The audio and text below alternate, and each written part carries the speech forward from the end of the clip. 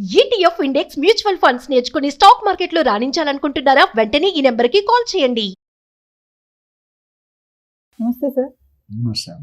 Sir, ఈ AI artificial intelligence రావడం వల్ల ఐటీ కంపెనీస్లో ఉద్యోగాల కోత బాగానే కనిపిస్తుంది. అంటే సడన్గా తీసేస్తున్నారు. కొత్త టెక్నాలజీస్ రావడం, ఇంతమంది మాకు అవసరం లేదు అంటే 100 మంది చేసే పనిని 10 మంది చేయొచ్చు, ఒక రోబో చేసేస్తుంది అన్నట్టుగా వీళ్ళందరినీ తీయడం జరుగుతుంది. మరి ఇప్పుడు యువత ఎటువంటి ప్రత్యామ్నాయ మార్గాలు చూసుకోవాలి అంటే ఏం చెప్తారు? ఇందులో కరెక్షన్ ఏంటంటే నవీన, తీసేస్తానంటే అందరినీ తీయట్లేదు. ఒక అపోహ పోతే ఆర్టిఫిషియల్ ఇంటెలిజెన్స్ వస్తే జాబులు పోతాయని కొంతవరకు కరెక్టే. కొన్ని జాబులు అన్ని జాబులు ఆర్టిఫిషియల్ కూడా రిప్లేస్ చేయలేదని నా ఉద్దేశం. కొన్ని వాటిలో రిప్లేస్ చేస్తారు. అయితే ట్రంప్ అమెరికాలో ఎస్పెషల్లీ నేను చెప్పాను, అమెరికాలో తగ్గితే ఇండియాలో తగ్గినట్టే, చైనాలో తగ్గినట్టే. అక్కడ పెద్దాన తగ్గితే అందరు తమ్ముళ్ళు తగ్గుతారు. ఇక్కడ ఏమైందంటే ట్రంప్ థింకింగే వేరు, ఆల్ టుగెదర్ డిఫరెంట్. ఈ టర్మ్లో ఇంకా మారిపోయాడు ఆయన. ఫస్ట్ టర్మ్లో కొద్దిగా బెటర్, రెండో టర్మ్లో ఆయన ఆలోచనలు చట్టానికి విరుద్ధంగా ఉన్నట్టే ఉంటాయి కొన్ని. అంటే కొన్ని కఠినమైన డెసిషన్ తీసుకుంటున్నారు. అందులో ఒకటి ఐటీ జాబ్స్ కదా, మిగతా జాబ్స్ మీద కూడా ఇంపాక్ట్ పడుతుంది.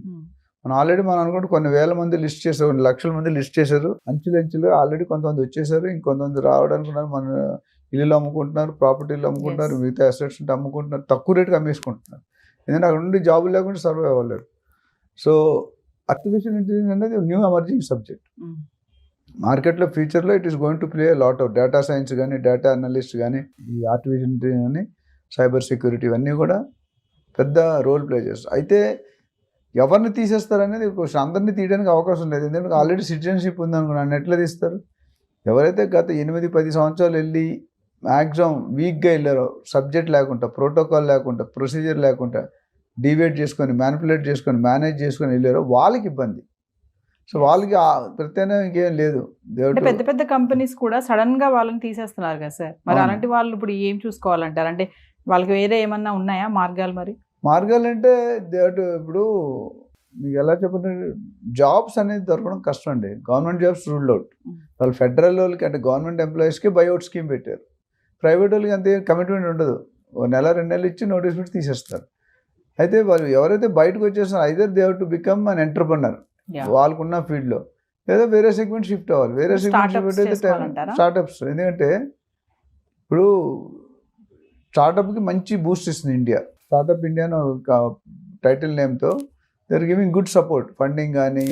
సో మన మేధస్సుని మనం ఒక దగ్గర జాబ్ చేసే బదులు ఎవడైతే జాబ్ చేస్తున్నాడో వాడు బాస్ గోల్ కోసం వర్క్ చేస్తాడు.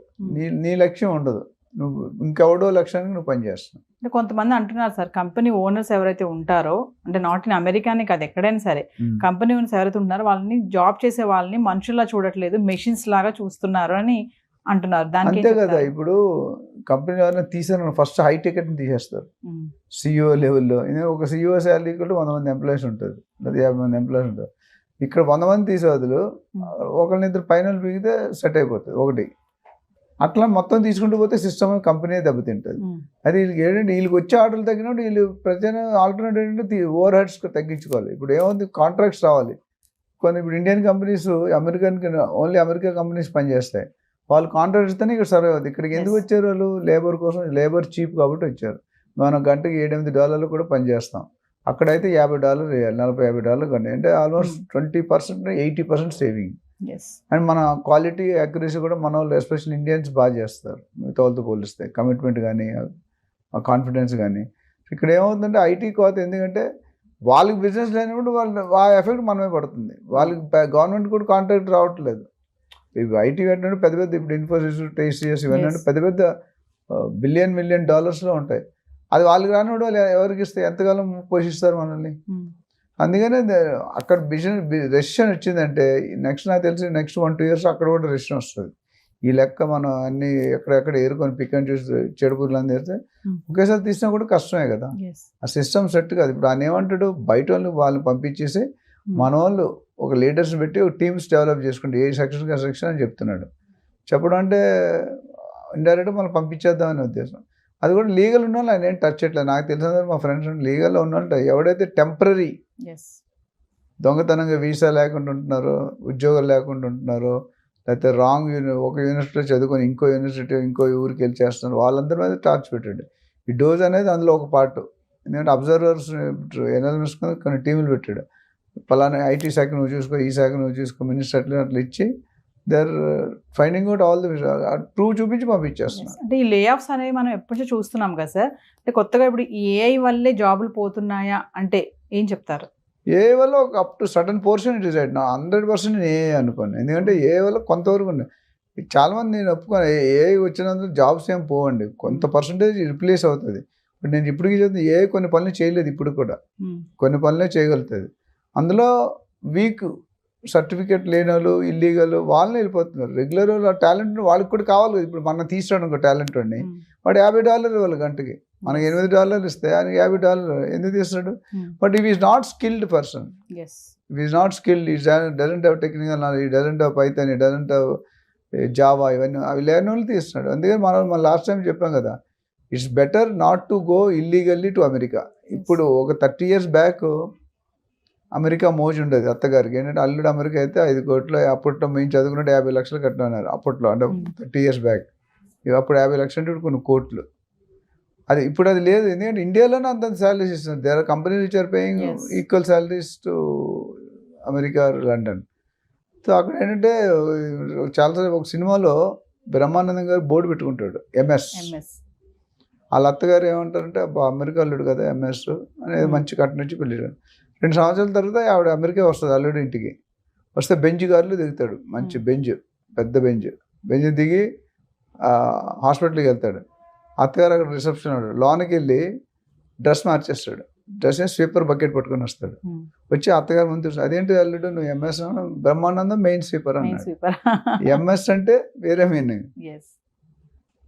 అంత క్రేజీ ఉండేది. ఇప్పుడు ఆ క్రేజీనెస్, ఎందుకంటే అమెరికా వెళ్ళిన ఎవరు హ్యాపీగా లేరు. మా ఫ్రెండ్స్లో కొంతమంది చెప్తారు ఎప్పుడు తీసేస్తాడో తెలియదు రా, దిన్న గండం రా, ఇక్కడ ఇవాళ ఉంటే ఇవాళ రేపు ఉంటుందా లేదు, పింక్ స్లిప్ అంటారు వాళ్ళు.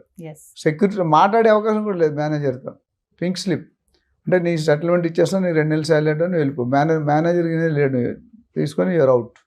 సార్ ఐటీ రంగంలో ఇలాంటి ఉద్యోగాలు అంటే కోత ఉంది కదా, అంటే ఇది ఎప్పటి వరకు ఉంటుంది, అంటే ముందు కూడా ఇంకా ఎలా ఉంటుంది, మరి యువత ఎలాంటి నిర్ణయాలు తీసుకోవాలి? యువత అనేది ఫస్ట్ స్కిల్స్ నేర్చుకోవాలండి, థియరీ కాదు. ఇంజనీరింగ్ చేసిన తర్వాత జాబ్ వస్తుంది, ఎంటెక్ చేసిన, పిహెచ్డి చేసిన కూడా రోడ్డు మీద పడుతున్నారు. So until unless you have the background, you have the originality. GRE test రాయాలి, టోఫెల్ టెస్ట్ రాయాలి, అయ్యి రకరకాల టెస్టులు, జీమాట్ టెస్టులు రాసిన తర్వాత ప్రాక్టికల్ ఓరియంటేషన్కి వెళ్ళాలి. వాళ్ళు లైఫ్లో సక్సెస్ అవ్వాలంటే మనం స్కూల్లో చదువుకుంది, కాలేజ్ ఆఫీస్లో వాడమండి. మీరు వాడుతున్నారు, మీరు చదువుకుంది ఇక్కడ బాస్ ఏం చెప్తే చేయాలి, మీకు ఇష్టం ఉన్నా కష్టం ఉన్నా, అక్కడ కూడా అదే పరిస్థితి. So but degree something like eligibility, అంతేగాని దాని మాత్రం జాబ్స్ వస్తాయని కూడా భ్రమ. You should have additional qualification, additional practical exposure. అంటే వస్తున్నటువంటి కొత్త టెక్నాలజీని మనం అప్గ్రేడ్ చేసుకుంటే, టెక్నాలజీ వాడు ఇప్పుడు రియల్ ఎస్టేట్ టెక్నాలజీ వాడిపోతే దే ఆర్ అవుట్. ఏ డిపార్ట్మెంట్ అయినా అప్పుడు కంప్యూటర్ వాడు, నేను ఇంకా మారోడే బిల్స్ ఇప్పుడు కూడా చేతితో రాస్తారు, వాళ్ళు నమ్మరు కంప్యూటర్ని. కంప్యూటర్ అంటే వాళ్ళు అందరూ అలా చేయలేరు కదా. ప్రపంచం మారుతుంటే మనం కూడా మారాలి, వాళ్ళు కూడా ఎక్స్పెక్ట్ చేస్తారు. ఇప్పుడు ఆఫీస్ చేస్తే గవర్నమెంట్ ఆఫీస్ ఎట్టుంటే మనకు తెలుసు, డస్ట్ పోస్ట్ ఆఫీస్ వెళ్తే వెళ్ళాం, మన ఎలర్జీ వస్తుంది. మనం ఎందుకు ఇస్తున్నారు? They want to show a difference, they want you to grow, they want work. Foreign companies work campaigns చాలా వాల్యూ ఇస్తారు. మీరు గచ్చిబౌలి ఫైనాన్షియల్ ఇండస్ట్రీ ఆఫీసులు చూడండి, ఇంద్ర భవనాల్లో ఉంటాయి. నేను వర్క్ చేసేటప్పుడు మనకి ఆ కంఫర్ట్ జోన్ ఇవ్వాలి. ఇంకా మన కల్చర్ మారుతున్నాం ఇక్కడ. నా ఉద్దేశం ఏంటంటే ఇల్లీగల్గా ఆలోచించడం మానేయాలి, స్కిల్స్ నేర్చుకుని రాయల్గా రాజాలాగా వెళ్ళండి. డోంట్ గో జాబ్స్ కోసమే కాకుండా, జాబ్ కోసం సెర్చ్ చేయడమే కాకుండా కొంచెం ఎంటర్ప్రీనియర్ వైపు మీరు అన్నట్టుగా బిజినెస్ కానీ ఏదైనా స్టార్ట్అప్స్ కూడా చేసుకోవాలి. స్టార్ట్అప్ చేసుకుంటే గవర్నమెంట్ తాలూకు సపోర్ట్స్ బాగున్నాయి, ఫండింగ్ ఉంది, అప్పిస్తున్నారు, కొన్ని స్పెషల్గా రిబేట్స్ ఇస్తున్నారు, డిస్కౌంట్స్ ఇస్తున్నారు. అది వాడుకొని మీరు 10 మందికి జాబ్ ఇవ్వండి. మీరు జాబ్కి వెళ్ళే బదులు ఇప్పుడు 20 years 15 years చేశారు, ఓపెన్ ఏ కంపెనీ, మీకు ఫైండ్ అవుట్. ఇప్పుడు ఊబర్ ఎలాగ వచ్చిందండి, స్విగ్గీ ఎలాగ వచ్చింది, వాళ్ళు కోట్ల 100 కోట్లు చేస్తున్నారు. జెప్టో అనేది వచ్చింది మధ్యలో, ఫుడ్ పాండా, చాలా బ్లింకిట్, బిగ్ సార్విక్ అనేది ఉంది కదా, ఒకటి చాలా వచ్చాయి. ఇవన్నీ new concept. You also find out new concept. డెఫినెట్గా మార్కెట్లో బోల్డ్ ఇంకా ఆటోమేషన్ కావాల్సి చాలా ఉన్నాయి. టెక్నాలజీని మనం అప్గ్రేడ్ చేసుకుంటూ వెళ్తే we have to think lot ఉంది. మీరు ఒకరి మీద డిపెండ్ అవ్వగలి. గవర్నమెంట్ జాబ్ ఇచ్చినా ఎదుగు బతుకు ఉంటుందండి. ఇప్పుడు ఒక ఐఏఎస్ ఆఫీసర్ ఎంత అండి, 80,000 స్టార్ట్ 90,000 శాలరీ. ఐఏఎస్ అవ్వాలంటే ఎంత కష్టపడాలి? ఇందులో 25% పెడితే మంచి బిజినెస్ పెట్టి నిజాయితీగా హానెస్ట్గా టర్న్ చేస్తే they break the records. Yes, thank you sir.